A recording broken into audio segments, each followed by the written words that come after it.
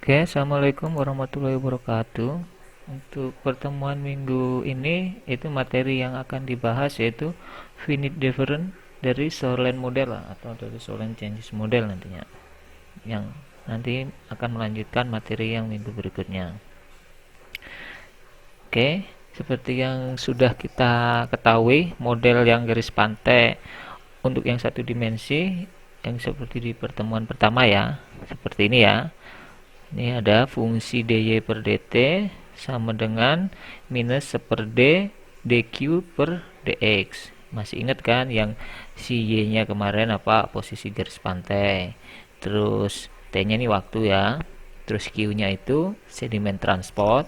Kemudian x-nya itu arah ke bukan ini jarak ke yang ke garis ke horizontal ya atau ke shoreline-nya. Misalnya saya sedikit kasih gambaran. Misal kita punya garis pantai seperti ini. Terus ini misalkan ini laut. Laut. Terus ini daratnya. Darat. Nah, di sini nantinya kita akan memodelkan nih garis pantai ini. Nah, kemudian yang si dimaksud dengan y ini tuh yang ke arah sini nanti berapa panjang ke arah sini. Nah, ini y-nya. Terus yang x di sini. Nah, ini yang ke arah sini. Ini berapa x-nya? Si longsor lah nanti.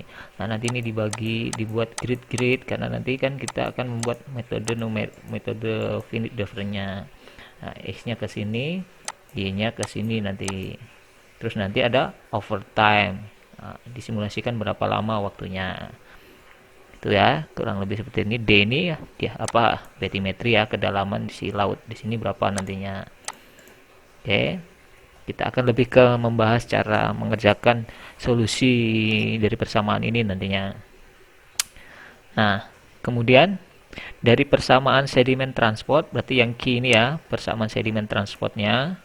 Persamaan sedimen transport ini berdasarkan usage 1984 ketika sudut ini datang ya, sorry salah tulis ini. Sudut datang, gelombang terhadap garis pantai mendekati 0. Jadi seolah-olah ini kayak ada gambarnya ganti dulu.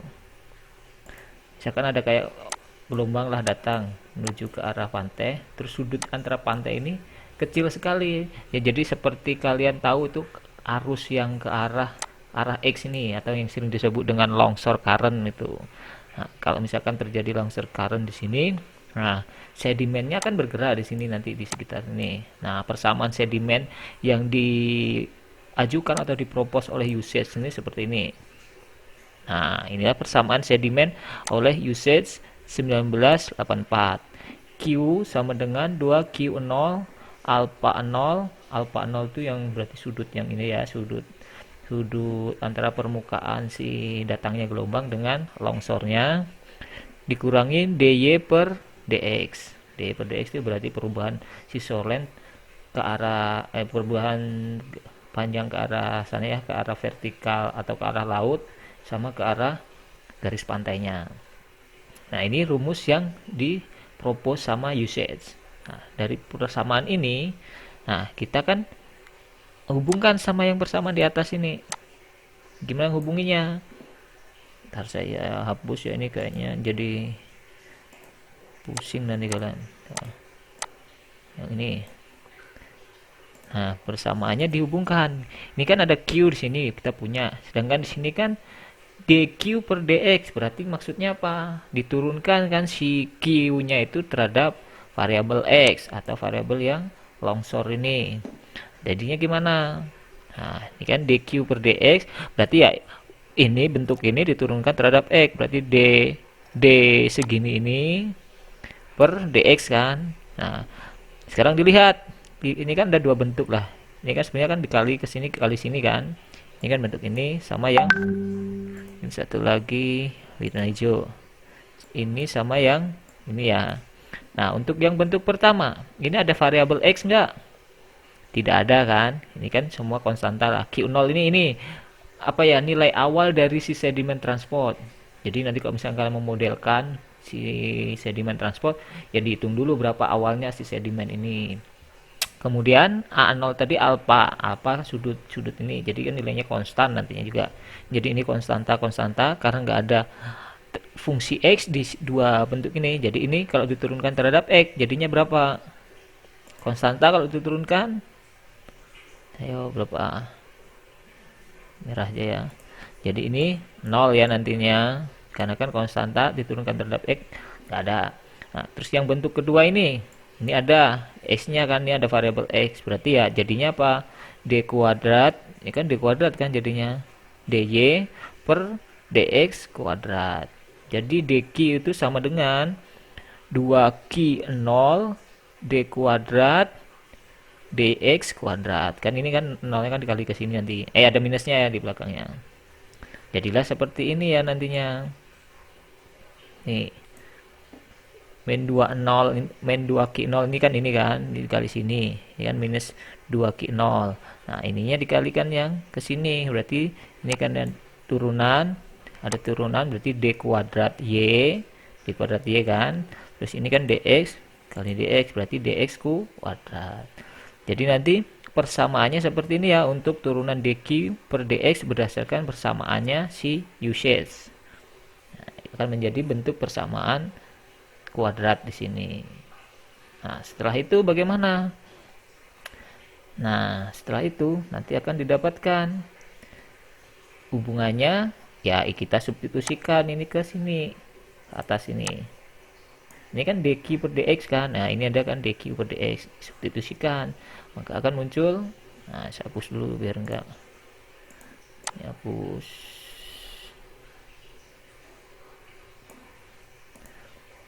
Nah, akan muncul persamaan ini. Nah, persamaan. Nah, yang seper D itu berarti yang ini ya. Yang kemarin loh. 1 per D per DPC ya. Atau ini seper D nggak apa. Ini 20 kan di sini. Minusnya hilang karena ini kan dikali minus juga kan. Jadi hilang. Jadi D Y per DT sama dengan 2Q0 DB per DC. Nah, ini kan konstanta lah ya bagian ini mah, nggak usah dibingungkan, mau ditulis nanti diganti A juga boleh untuk mempersimpel.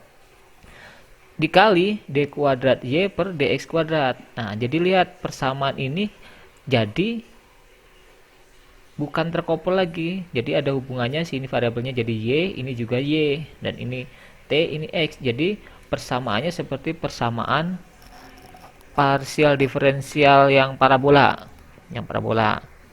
Jadi nanti ya kemungkinan grafik-grafiknya pasti parabola ini. Jadi terlihat di sini kan, tujuannya sebenarnya ingin mencari hubungan antara Q sama Y. Jadi di sini fungsi Q-nya akan hilang. Ini bukan fungsi ya, tapi nilai awal. Kalau ini fungsi tadi ya. Jadi fungsi itu di dalamnya ada variabelnya. Kalau konstanta ya suatu nilai konstan gitu ya. Di sini ada dy per dx, dy per dt sama dengan nilai konstanta ini dikali dy kuadrat per dx kuadrat. Nah, dari persamaan ini nanti yang akan kita selesaikan secara numerik dari model tersebut. Jadi model garis pantai ini itu bisa kita rubah menjadi modelnya seperti ini persamaannya ya. Nah, dari model ini nanti kita akan cari gimana solusinya. Oke, saya lanjut.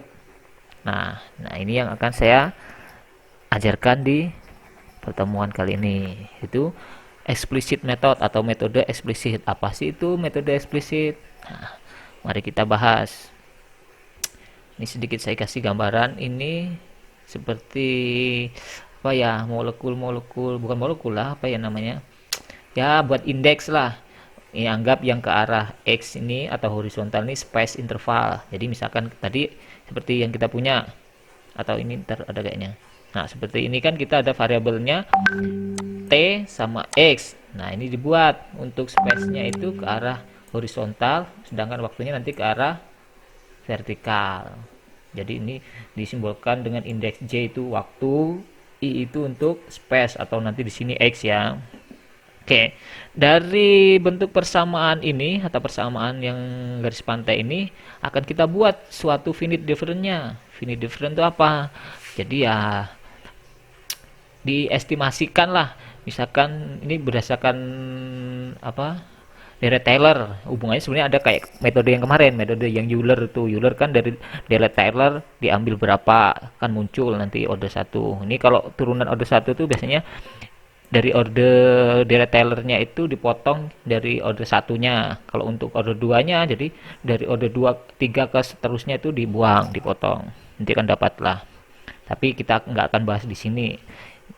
Soalnya kalau misalkan pengen yang tahu, kayaknya di mata kuliah yang sebelumnya ada nih, di mungkin di analisis numerik ya. Kalau misalkan belum nggak dapat yang untuk di kelas ini, ya bisa mungkin nanti dicari-cari lah di internet. Nah, sekarang untuk yang dy per dx, ingat yang perlu diperhatikan di sini kan ada si x, ada si x di sini kan. Ntar nih saya udah rekam belum ya? Coba ntar cek dulu. Ntar takut belum terekam, ulang nanti. Udah keluar. Oke, saya lanjut ya. Tadi seperti ini kan. Nah, untuk warnanya jangan yang kuning, yang merah.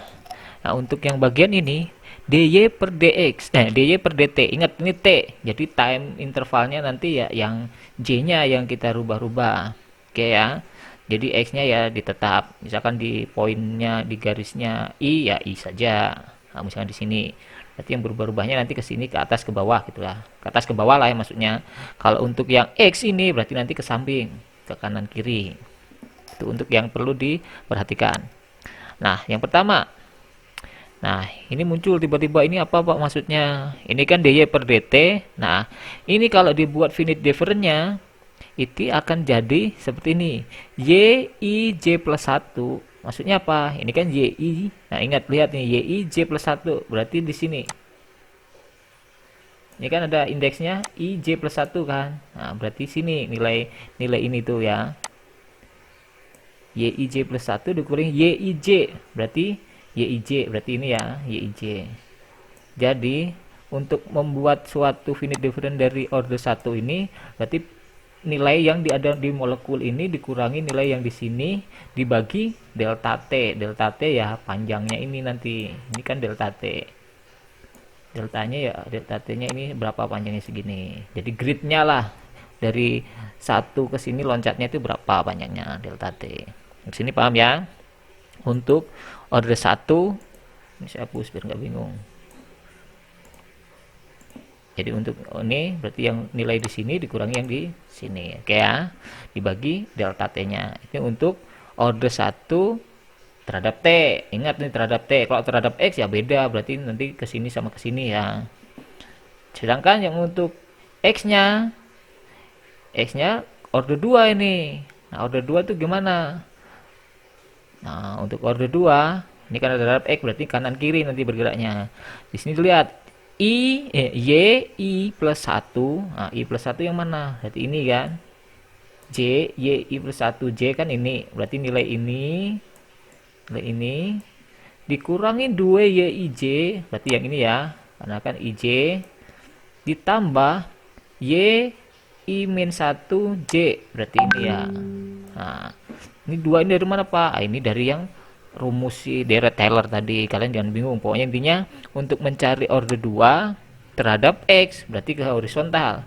Berarti nilai ini dikurangi 2 kali ini ditambah nilai yang ini.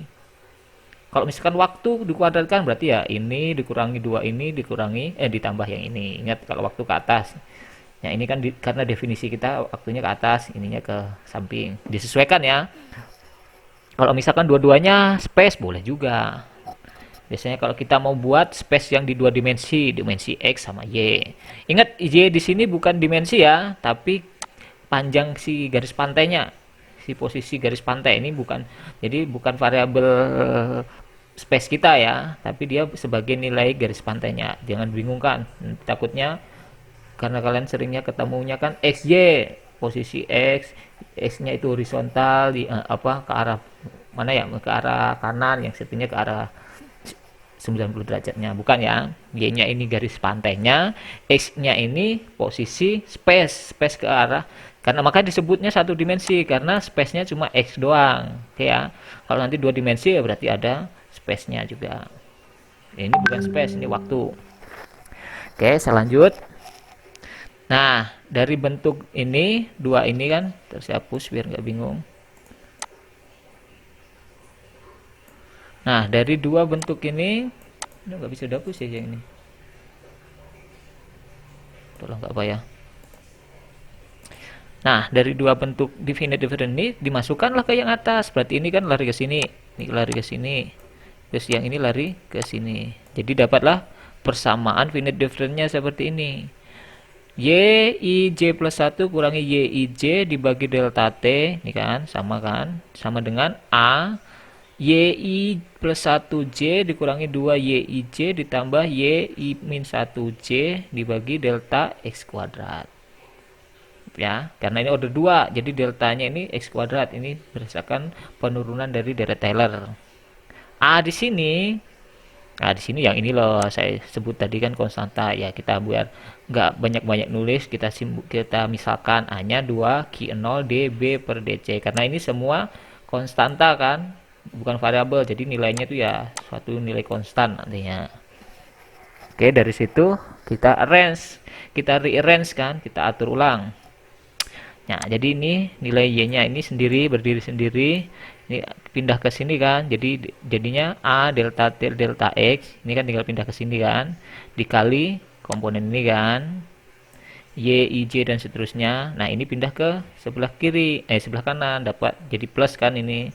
Nah, jadi terhapuslah. Jadi nilai untuk y, i, j, berarti y, i, j itu yang di sini.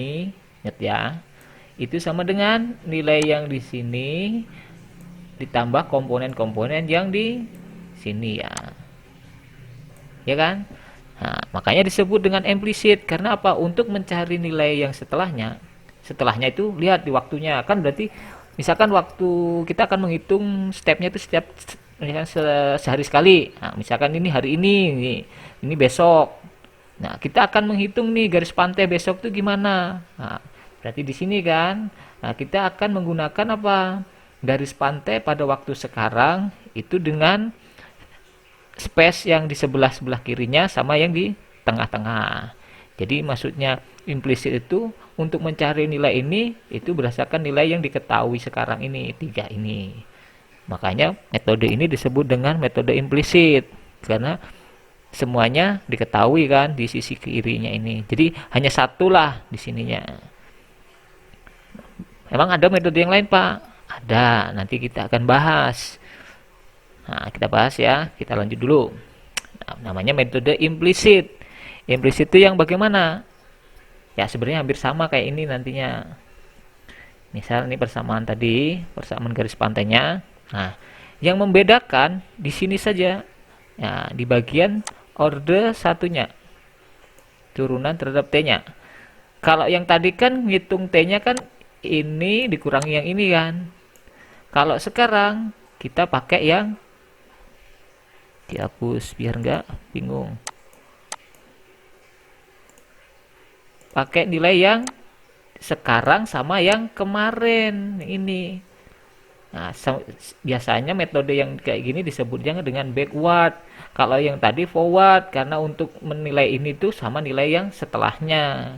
Jadi kalau ini yang untuk membuat suatu metode implisit itu kita akan memakai yang turunan terhadap waktunya tuh metode yang backward karena menghitung nilai IJ-nya itu dengan nilai sebelum.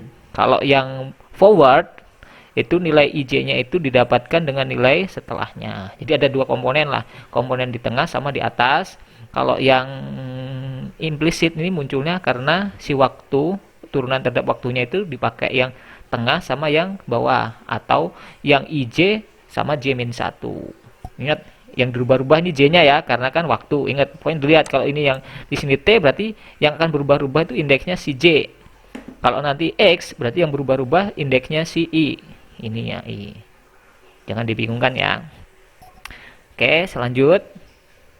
Jadi kalau dimasukkan ke sini, nah ini kan masuk ke sini. Yang bagian kanan tetap seperti yang ini ya, yang ini sama ya, nggak berubah. Jadi dapat seperti ini kan. Nah, kemudian di arrange kayak yang tadi, ini di yang ini ya, yang apa di misalkan tadi. Jadi Y I J min 1 ini kan, yang ini kan berarti dipindah ke sini kan. Yang sekarang yang dipindah ini nih, ntar ini. Hapus dulu, ntar kalian sedikit bingung nanti. Udah ya. Nah, sekarang ini lihat, ini posisi Y I J minus 1 yang ini kan, berarti yang ini karena minus berarti kan sebenarnya pindah ke sini. Atau ini mau ini mah jangan bingung kan ya, ini kalau dipindah sini kan jadi ini kan delta ini karena ini pindah ke sini, ini pindah ke sini, jadi ini minus kan. Ini ada minusnya, ini plus. Ya, ini pindah ke ini tetap ya positif kan karena nggak berpindah kan. Maksudnya ini tetap di kiri, yang sebagian ini dipindah ke kiri, yang ini pindah ke kanan gitulah. Ini jadinya kayak gini ya. Jadi J ini plus, ini Y I J itu yang ini dikurangi A delta T bla bla bla ini ya. Nah, hanya yang itu. Nah, kemudian kita misalkan lagi ini R. Nah, ini boleh kan? Ini kan konstanta juga. Ini kan delta S ini kan nggak berubah-ubah juga. Ini konstanta. Jadi kita akan dapatkan lagi R Y J Y I J Y I plus 1J kan berarti yang ini ya. Ini kan R dah kan. Berarti yang ini minus ini kan minus R Y I J Y I plus 1J. Terus yang kedua ini kan tambah ini plus kan, plus minus plus R plus 2R Y I J. Terus ini ditambah 1 berarti yang ini ya, ini kan jadi 1 kan. Ini kan sama-sama Y I J kan. Y I J jadi 1. Kalau ini dikalikan 1 kali ini kan 1 Y I J kan yang ini.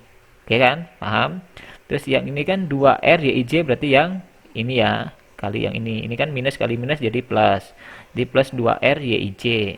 Kemudian yang terakhir minus R dikali Y I minus 1J berarti yang terakhir ini.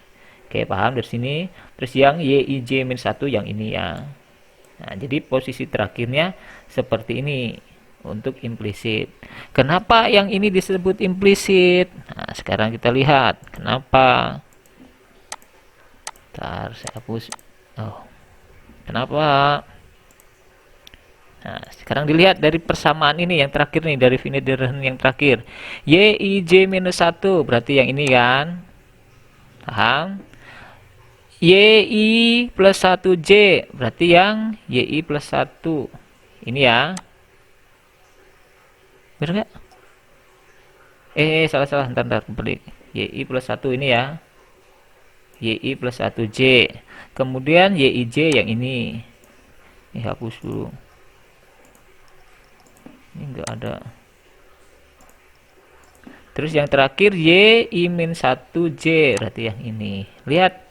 Sekarang kita punya, bayangkan, nilai yang sekarang ini ada 3, nilai sebelumnya 1. Nah, ini yang harus sedikit ada manipulasi untuk menyelesaikan persoalan seperti ini. Makanya nanti bisa disebut dengan implisit. Gini, kan nggak mungkin kita menghitung itu J-nya mulai dari, misalkan nih J-nya mulai dari 0. Kalau J-nya mulai dari 0 kan nggak mungkin nih waktu minus kan, nggak mungkin kan. Jadi ini akan ada sedikit manipulasi di sini. Jadi J-nya itu mulai dari 1. Jadi ini kalau J-nya 1 kan berarti waktu 0 kan. Berarti di sini J-nya 1, ini 1 kan. Ya, jadi misal gini lah. Sekarang ini waktu awalnya atau di sinilah waktu awalnya. Berarti kan ini tuh waktu setelahnya kan. Atau anggap ini sekarang, hari ini. Berarti ini besoknya kan yang 3 ini. Nangkap ya? Nah, dari sini, jadi kan nilai besok itu yang akan kita cari kan. Nah, yang kita akan cari ini kan ada 3 ini. Ada di sebelah kiri, di sebelah kanan, sama sebelah tengah. Nah, kita nggak bisa nyari satu, ini dicari dulu, nggak bisa. Ini harus dicari barengan, dicari secara simultan. Dengan nilai yang diketahui sebelumnya itu cuma 1. Nah, maka dilakukan nantilah banyak tuh metodenya nanti metrik dan kan. Makanya disebut dengan implisit. Karena untuk mendapatkan nilai sebelumnya ini nggak ngitung satu, tapi ngitung beberapa nilai nih. Untuk mendapatkan nilai J setelah, nah itu makanya disebut implisit ya. Bedanya sama yang tadi nih. Nah, kalau yang tadi yang nilai kita sekarang ada tiga, yang besoknya satu. Jadi yang dihitung itu cuma satu saja kan di sini, yang akan yang tidak diketahui lah gitu aja lebih kasarnya. Kalau yang ini yang tidak diketahui itu ada tiga, makanya itu kita harus kerjakan tuh secara simultan. Nanti dibuatlah sewaktu vektor dan kawan. Nah, minggu ini tidak akan kita bahas lah. Nanti kalau misalkan ini sebenarnya soalnya agak advance lah yang metode implisit nih. Nanti kalau memungkinkan ya mungkin kita bahas, kalau tidak memungkinkan ya nggak apa-apa. Tapi kalau misalkan yang tertarik yang skripsinya ini nanti bisa belajar, nanti saya akan ajarkan. Nah, untuk yang kita kuliah ini kita akan fokus yang metodenya implisit tadi. Nah, eksplisit bukan implisit, eksplisit. Nah, di sini saya hanya ingin mengasih tahu kalian kalau ada metode eksplisit sama metode implisit, bedanya apa seperti tadi ya, seperti yang saya jelaskan ini. Oke, dari metode ini kita berarti bisa nih fokus ke implisitnya, eksplisitnya ya. Jadi kita bisa nih akan ngitung nilai si Y ini pakai finite difference ini. Gimana? Nah, kita coba cari contoh. Saya sudah buat contohnya. Nah, misal nih contoh. Kita punya persamaan tadi ya, persamaan garis pantai tadi ini persamaannya. Kita akan menghitung si ini nilai Y ini dengan domain nih, domainnya 01 01 untuk X, untuk T-nya. Berarti ya si tadi kan gambarnya gini kan. Ini X-nya ya. Ya berarti yang di sini itu 0, ini 1. Nah, ini contoh aja ya. Berarti panjangnya si shoreline atau si X-nya, si longsornya itu 1 ya. 1 ini berapa? Sedangkan waktunya yang disimulasikan ya 0 sampai 1 juga nanti. 1 ini T-nya. Ya mungkin 1 tahun kayak apa ya, itu depend lah, bisa dirubah-rubah nih, ini contoh soal saja. Kemudian boundary condition sama initial conditionnya atau initial value-nya. Boundary condition itu apa maksudnya Pak? Boundary condition itu berarti space X ini nilai pada sisi kirinya sama sisi kanannya. Ntar ini jadi ribet, aduh pusing nanti, warnanya ganti aja. Nah jadi nilai yang di sebelah sini sama di sebelah sini untuk seluruh waktu, berarti waktunya dari 0 sampai T. Jadi nilai si Y ya, nilai kan ini nilainya si Y. Jadi nilai si Y ketika posisinya di X0 sama ketika posisinya di X1, kanan kirinya lah, kanan kiri si X-nya. Untuk waktunya itu ya semua, jadi waktu dari 0 sampai T. Nah ini yang disebut dengan boundary kondisinya. Kalau initial value-nya, inisial kondisi, berarti nilai si Y ketika T-nya 0. Ketika T-nya 0, semua X, berarti di sini X-nya kan semua ini. Jadi semua X ketika T-nya 0. Bisa yang bayangin ketika waktunya awal, nilai X-nya itu berapa? Jadi gampangnya inilah posisi garis pantai awal sebelum dia berubah-ubah.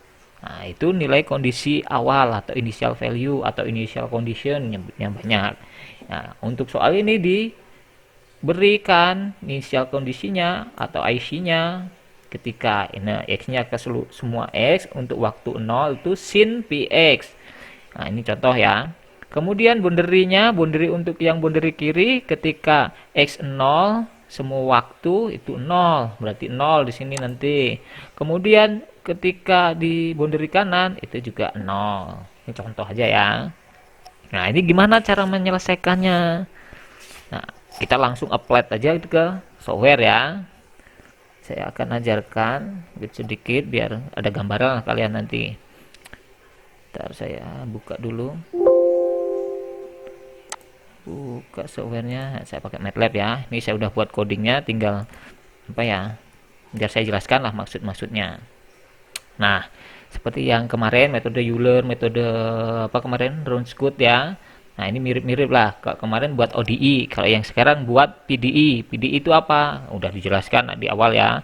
persamaan yang variabel bebasnya diturunkan beberapa variabel independen kan, terhadap beberapa variabel independen kayak yang persamaan kita tadi ini. Berarti kan ini si Y diturunkan T sama X kan, bukan beberapa, lebih dari dua atau lebih darinya, dua atau lebih gitu ya, variabel bebas. Jadi variabel independennya Y diturunkan terhadap dua atau lebih variabel bebas. Nah ini Y diturunkan terhadap T dan X. Jadi ini disebut dengan PDE atau partial differential equation, atau bahasa Indonesianya apa ya? Persamaan diferensial parsial gitu ya. Oke. Balik lagi ke MATLAB-nya tadi. Nah, ini seperti kemarin, ini nama aja boleh diganti sesuka kalian. Oke. A, A di sini apa? A di sini tuh yang ini tadi. Mana tadi? Nah, inilah bentuk yang di sini tadi. Kalau yang di ini yang mana yang kecoret-coret tuh? Nah, berarti ya ini tadi sini A ini. Oke ya, bentuk 2Q per dB per DC ini. Ini A-nya di fungsi ini ya. Ini A. XF, XF ini apa Pak? XF, lihat, XF itu yang sebelah awal, inisial sebelah awalnya. TF-nya apa? TF itu, bukan, sorry.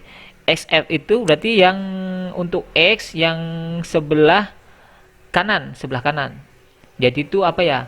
Batas akhir. Kalau yang di sini tuh ini nih. Nah, mana tadi yang saya coret-coret ya? Kok hilang ya? Ya anggaplah inilah, anggap ya ini X awalnya X0, ini X1, berarti yang di sebelah sini 1 ini lah. Atau di contoh soal ini yang ini. Berarti yang ini XF-nya.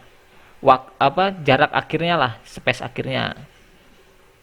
Terus untuk TF-nya ini apa Pak? TF-nya itu ya berarti waktu akhir ini. Waktu akhir simulasinya kapan? Ini kan 1 juga kan, berarti 1. Terus kemudian IT0 itu apa? IT0 itu fungsi untuk inisial kondisi itu yang ini, berarti yang ini yang saya jelaskan tadi, berarti nilai si Y ketika T0 untuk semua X ya. Kemudian BX0 ini apa? BX0 itu boundary yang sebelah kiri yang tadi ya. BXF berarti boundary sebelah kanannya. Yang ini tadi. Berarti yang ini sama yang ini ya. Oke, paham? Kemudian M sama N itu apa? Itu tuh banyaknya jumlah nanti yang akan kalian iterasi ke arah sumbu X-nya sama T-nya tadi. Gini maksudnya. Biar nggak bingung. Jadi nanti kan di sini pasti ada jumlah ini, gridnya ada berapa. Yang di ke atas juga ada kan. Nah, itulah yang dimaksud dengan N sama M tadi. Jadi M untuk si space, untuk X, N itu untuk yang waktu. Jadi semakin banyak ya semakin lama running programnya nanti. Tapi ya semakin bagus lah dari segi pencacahannya. Nah, itu tergantung juga sama deltanya sih. Kalau deltanya semakin kecil ya semakin bagus. Oke, paham ya bagian atasnya? Ini penjelasannya aja. Warna hijau kan tidak di execute kan di MATLAB. Nah, kemudian kita tentukan dx. Dx itu yang ini tadi. Jarak nih loh, jarak antara ini, atau kalau dt berarti jarak antara ini. Gimana cara menentukannya? Dx itu sama dengan xf dibagi m. XF dibagi M. Sebenarnya yang lebih lengkapnya ya X akhir kurangi S awal dibagi M, karena ini kita pakai X awalnya 0, jadi ya kan kalau dikurangi 0 kan tetap XF juga kan. Seperti yang metode di kemarin tuh yang di awal tuh nyari H itu kan, yang di rumus skuter tuh kan ada A B dikurangi A dibagi jumlah iterasinya kan. Nah, ini sama. Karena ini inisialnya awalnya 0, jadi ya XM aja kan. XF dibagi M. Nah, untuk yang DT-nya ya berarti ya tinggal TF dibagi N ya. Ini apa Pak? Ini yang kemarin untuk membuat rumahnya si X. X kan 0 sampai M. Jadi nanti kita punya punya X dikali delta X. Ini sama juga dikali delta T. Jadi kita biar tahu maksudnya itu apa, kita coba cek biar kalian tahu ya. misal X 0 sampai M, misal M nya 10 contoh ya, maksudnya seperti apa tuh. Jadi kita punya ini 0, 1, 2, 3 sampai 10. Misal contoh XF nya, contoh yang tadi kan 1 kan, 1 XF nya berarti DX sama dengan berapa? DX kan bentar, M nya dulu ya, M nya tadi 10, terus berarti DX itu sama dengan XF dibagi M, itu kan dapat 0,1. Sedangkan X itu sama dengan 0 sampai M, gitu kan. Nah, untuk caping ini maksudnya dia ditranspos yang seperti saya jelaskan kemarin ya. Kalau awalnya baris ya jadi kolom, kalau nggak kolom jadi baris gitu ya. Dikali DX, tuh DX ya. Jadinya ini, jadi dia loncatnya itu ya sesuai DX-nya. Kalau 0M doang kan tadi 0, 1, 2 sampai 10 kan. Kalau dikali DX ya berarti dia itu range-nya nanti 0, 1 sampai di sini kan 1 kan. Karena kan kita tahu batas yang paling kanan tadi kan 1. Kalau cuma 0 sampai M nanti pasti 10 kan. Jadi nggak sesuai sama apa ya batas kita. Jadi makanya penulisannya seperti ini ya. Nah, untuk yang T sama, jadi ini tinggal ganti N. Kenapa ini nggak dikasih transpose? Ya, dia kan jadinya nanti jadi baris. Kalau ini kan kolom kan. Kenapa Pak harus dibuat baris sama kolom? Karena nih, kalau sama dua-duanya kolom, nanti kan nggak bentuk vektor gini. Nggak bentuk matrik kan. Jadi ini kan tujuannya kan nanti membentuk nih si matriknya. Untuk kalau ini kan untuk space-nya jadi kolom, untuk waktunya jadi baris, atau kebalik ya, ini baris ini kolom. Dibolak-balik sama aja, yang penting yang satu ada baris, yang satu ada kolom, gitu aja ya. Terus nilai y-nya nanti yang isi di titik-titik ini. Kebayang ya? Oke, lanjut. Mana tadi? Nah, ini udah ya, paham ya nih untuk menentukan si dx-nya sama nilai x-nya. Nah, kemudian yang kedua, ntar saya minum dulu ya. Ntar mana minum?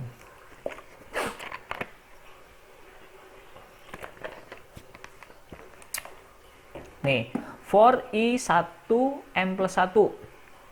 Nah, ini untuk apa? Ini untuk melakukan looping perhitungan it0 ini loh. Ini kan harus dihitung dulu ya.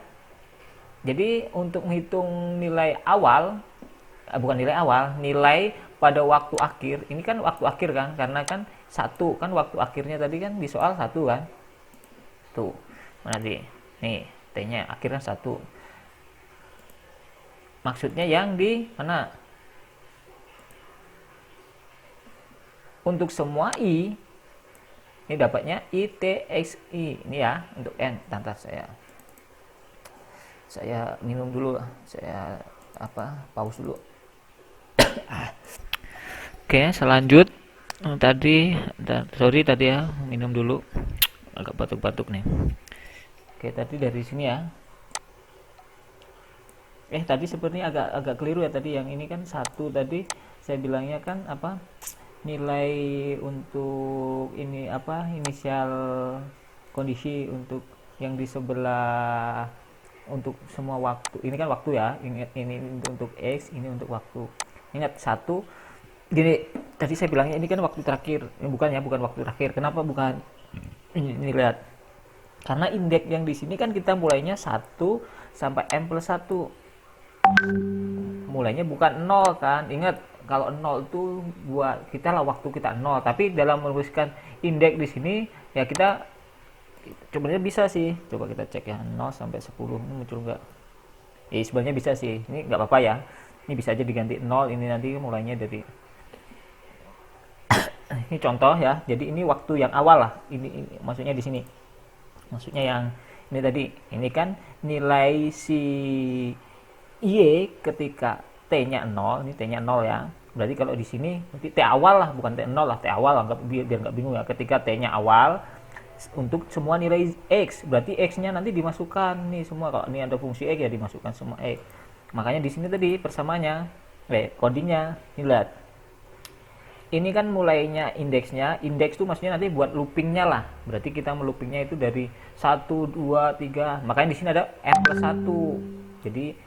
Jadi nggak mulai 0 tapi ada n plus 1 gitu ya. Nah, ini akan dimasukkan di sini. Nantinya akan masuk ke sini nilai ITX0-nya. Nah, berarti kita harus mendefinisikan IT0-nya ini. IT0 itu apa? Ya, berarti nanti kita punya fungsi ini ya, fungsi yang sin ini. Jadi nanti nilainya X ini akan dimasukkan ke sini. Berarti nilai X1 masuk berapa, X2 dan seterusnya. Kan dapatlah nilai si Y-nya kan. Maksudnya gini, ketika Y1 0 Y0 0 misalkan berapa? Y 0,1,0 berapa? Maksudnya itu nyari nilai Z untuk ketika nilai Z ketika X-nya semua waktunya awal, atau di sini 0, atau yang di coding ini waktunya 1 gitu ya, indeks 1 gitu. Nah, ini pahami benar-benar ya. Nah, kalau misalkan masih bingung maksudnya gimana nanti silahkan ditanyakan atau didiskusikan ya. Oke, pokoknya intinya yang buat menentukan si coding yang ini itu ya. Ya, lanjut. Yang bawahnya dia untuk menentukan coding yang bawahnya ini. Berarti untuk boundary yang kanan sama boundary kirinya. Boundary ini yang boundary kiri, ini boundary kanan ya. Ini sama, ini waktunya maksudnya tadi yang indeksnya mulai dari 0 sampai ini ya. Ini kenapa ada ini 1 M, ininya N. Nah, maksudnya berarti indeksnya ini kan ada 2 ini kan. Ini sama yang ini. Maksudnya itu ya. Ini itu sama aja, ada ini, ada 2 inilah, 2 vektor. Ini yang I plus N ini untuk vektor yang ini. Sedangkan yang N ini untuk vektor yang ini ya. Jangan bingung lah, ini vektor aja lah, penulisan vektor. Sebenarnya bisa dipisah-pisah juga. Terus yang ini R, A, D, T, D, F itu yang untuk menyingkat yang ini. Bentar. Nah, untuk yang ini nih, komponen ini ya. Dibuatlah yang ini tadi ya. Ini kan dt per dx ini a bukan sorry, ini yang terakhir nih, ini ya, ini kan a delta t delta r, ini kan dimisalkan di sini r, ini kan a dt per ini kan dx kuadrat kan, dx ini dx kuadrat ya, terus ini 1 min 2r, 1 min 2r tuh udah nggak di sini kita nih. Nah, berarti yang codingnya yang ini ya, ini sama ini kan jadinya 1 min 2r kan, ini sama ini tuh, ini belum dijabarkan seperti ini ya tadi, sorry. Nah, intinya ini ya, intinya ini kan yj kan, berarti 1 dikurangi 2 kan, ini karena ada kali r di sini. Oke, jangan bingung itu ya, atau nanti ditambahin lah terakhir ya, ini penjabaran, atau sekarang kita buat yang penjabaran kayak ini ya, kalian bingung. Ini copy, jangan copy yang itu, nih copy paste, jadi ini R, ini kan jadi R kan, ini dikali ini, jadi ini ke sini, ini berarti 1 kan, 1 minus 2 R, ini di cut dulu, ini di plus kurung sama ini, berarti ini ada R di sini. Sorry ini ya, ini hilang yang awal nih, ceger. Untuk R nya ya sama ini kan, R nya tinggal copy ini, mana tadi, nah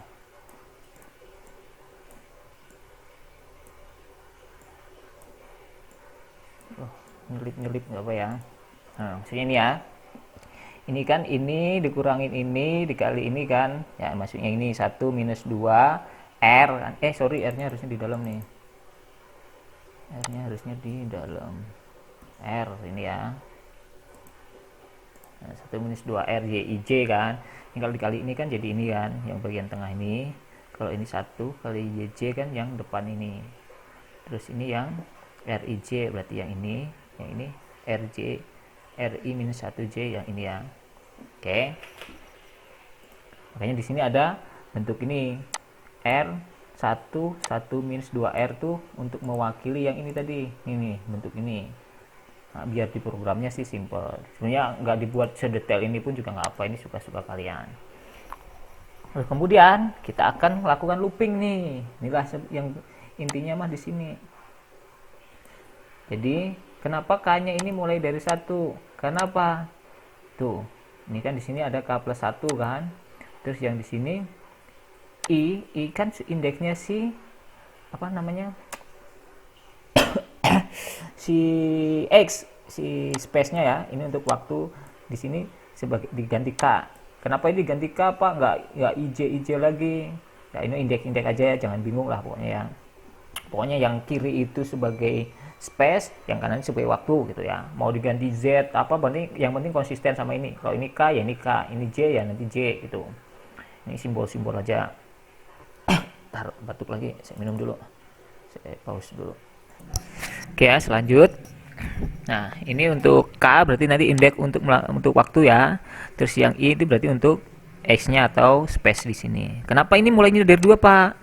Kenapa? Berarti kan nilai perhitungan itu mulai dari yang kedua untuk si waktu, bukan waktu, untuk si space. Karena apa? Karena kita udah punya nilai yang waktu pertama tadi ini tuh, yang initial condition itu kan udah punya kita. Jadi kan udah punya nilai di sini, jadi nggak usah dihitung lagi. Kalau dihitung nanti malah error, karena ini gini lah, si kondisinya itu sudah kita tentukan. Jadi untuk IX1 justru inilah untuk nilai dasarnya yang akan menentukan si solusinya seperti apa tuh ya, nilai ini, nilai inisial kondisi selain boundary ini. Jadi kita mulainya dari 2 nih, bukan indeks dari 1. Jadi nanti di sininya itu U1 U2, di sini juga 2 kan. Nanti tapi di sini datanya ada 1. Ini berdasarkan yang ini nanti indeks ini. Nah, yang ini.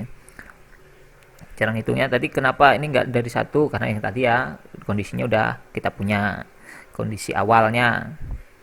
Makanya di sini dari 2. Oke.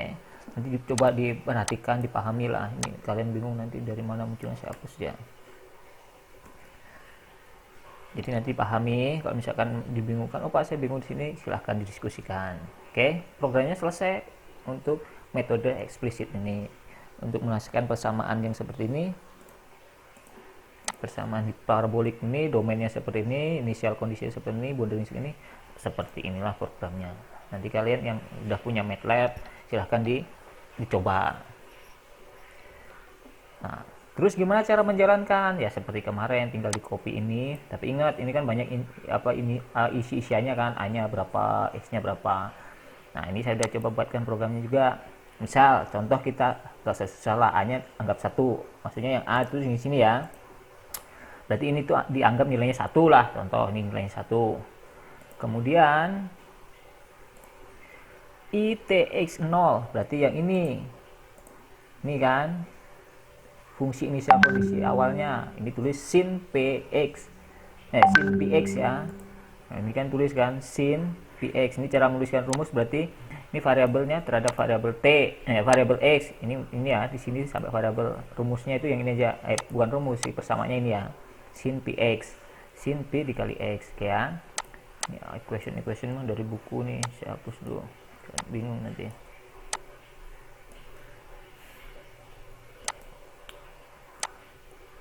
Parameter A lah ya. Oke, kemudian yang kedua ini boundary berarti yang ini, yang bawahnya ini ya, Y T0 ini sama dengan 0, Y1 T ini sama dengan 0 juga. Jadi cara tuliskan ini kayak apa ya, maksudnya fungsi Bx0 itu variabelnya T, nilai fungsinya apa, 0 karena 0 kan. Bxf ini fungsinya terhadap T, variabel T juga, nilainya fungsinya 0. Kalau fungsinya misalkan sin X ya tinggal ganti sin X gitu ya, tapi 0 ini. Nah, untuk XF tadi apa? Berarti batas kanannya si space yang terakhir lah, space terakhirnya tadi 1 kan di soal ini. Nih 1 kan. Kemudian M ini ya iterasi buat kesannya berapa? Ini dibuat 25 contoh nih ya. Kemudian TF itu berarti waktu apa? Waktu akhirnya, itu kan, waktu akhirnya. Ini satu ya, diganti 1. Ini 0,1 hapus 1. Terus N-nya 100, R-nya 100, ini R-nya enggak ini.